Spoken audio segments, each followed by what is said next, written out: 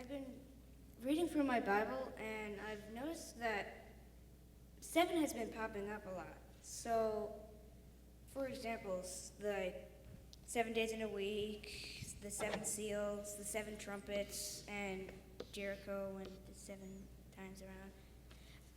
Why is 7 so significant in the Bible?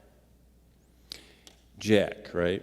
Yes, Jack Chmielewski. Yeah, I knew you're Chmielewski. I see the mom and dad there, and your twin brother is sitting right there. So you're asking about sevens. Yes. Basically, and that is a wonderful question because we run into that all the time. That's called a heptadic structure. If you know anything about Hebrew thinking, they do think in sevens. And I'll give you an information dump on it, and then I'll tell you why it's significant, okay?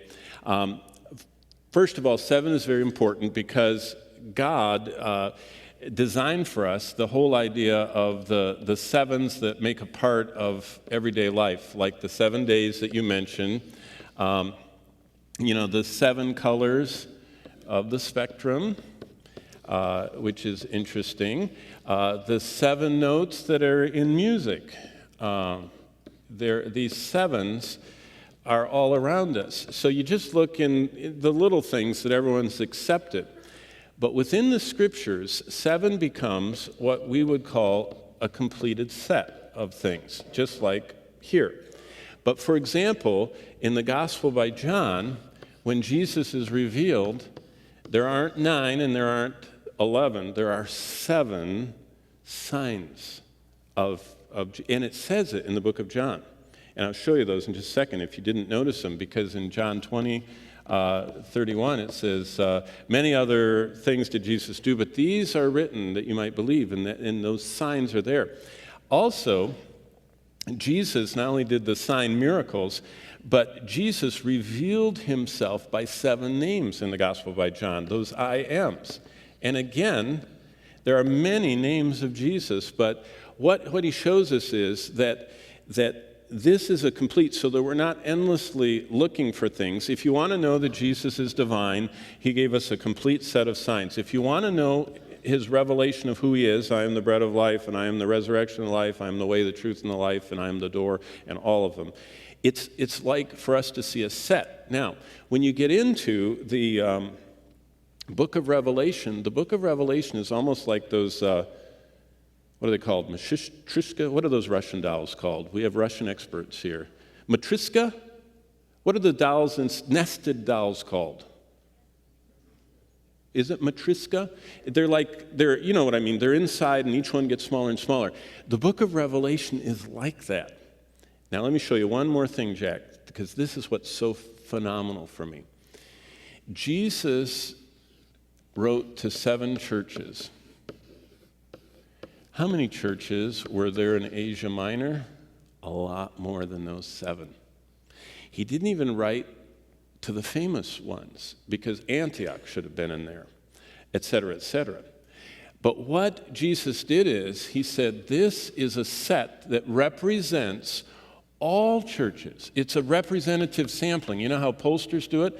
So when you find a set of 7, for example, in John 4, there are 7 different exchanges between Jesus and the woman at the well.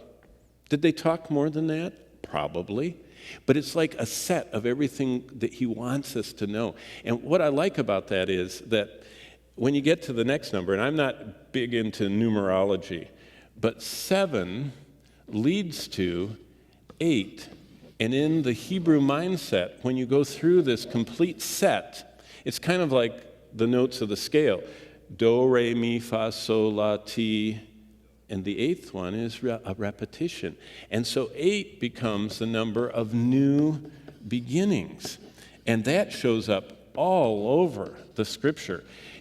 Most people, we don't even notice this. I hope this gives you a heightened pay attention to stuff. But it'll say often in the Bible, on the 8th day. We don't even think about that. On the 8th day, actually, it's just the start over again. It's like it's talking about a new beginning.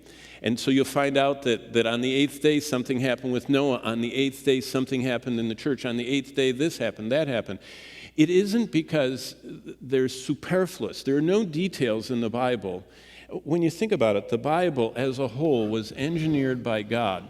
And the longer you study it, the more things that you find that God intricately wove into there, like 7 churches, 7 signs, 7 titles of Jesus in John chapter 1. He has 7 titles that are phenomenal. Think about Messiah, this and this and this. The ladder, like Jacob's ladder, the one between heaven and earth. All of those are for us to see the completion, but also to see that the whole Bible, every part of it, all those individual pieces of the 40 different authors who never met each other, most of them didn't live at the same time, and definitely they didn't ever read what the other one wrote.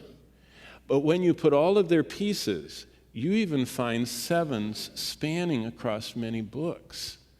So this heptadic structure is fascinating, and it's almost like a signature of God for inspiration, for him saying that I took 40 different authors over, approximately 1,600 years, let's see, from 1446 BC all the way through to, 96 AD, so maybe 1,500 years. These 40 authors never met each other, and yet every one of them made a piece, and the pieces fit more tightly and more unified than even some of our most high-tech weapons, and yet they were produced on 3 continents over 15 centuries by 40 different people that never saw each other, but they had one engineer. And so I think, to make a short answer to you, Jack, I think that the heptadic or 7s is a picture of the Lord, of a complete set for him to show us that he's communicating for us, that he has everything worked out in plans, and that we just need to trust him, that he's already set a boundary for it, like the 7 years of the tribulation, like the 7 seals and the 7 bowls. He's showing us he's in charge. So that's all I would say. But what else did you want to know? You have more on your sheet? It's just the suggestions. Okay. The examples of it. But I collect 7s. And I could go sometime with you and we can compare our lists, because every time I read through the Bible, I see another one of them and it shocks me. And it's just amazing. So keep up the reading. How old are you? 11. And you're already studying the Bible at that level? Kudos to mom and dad for raising kids like that. Thanks.